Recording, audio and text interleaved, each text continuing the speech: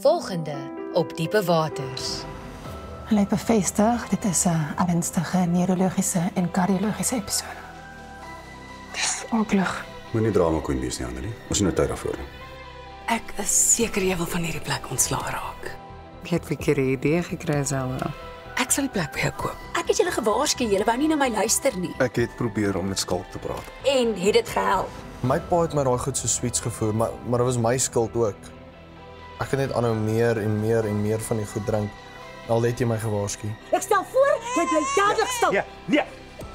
Auntie G verdien nie dat jy so op haar afgaan nie. En ek is Penny se pa. Hoekom sal ek jou help om 'n berei te gooi vir 'n idioot wat homself in die hospitaal laat beland het?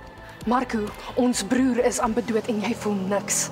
Ek het besluit ek gaan my hand opsteek vir die voorsitter van die besigheidsraad posisie. Ek is Dani Viljoen, ek is 19 en ek het amper my lewe verloor omdat ek te veel supplements gevat het. Dis jammer dat dinge tussen Utata Wako en Putbako nog teens is.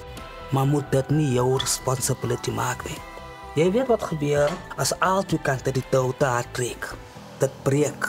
Ek het gedink ek kan dalk vir 'n paar uur vanoggend na Paddy kyk. Jy kan Keffie toe gaan. Meneer Gys het gesê ek kan bietjie later in. Ek gaan vir Penny by 'n nuwe dagsorg gaan aflaai.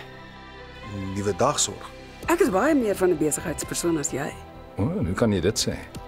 Jy's 'n swemafrigter.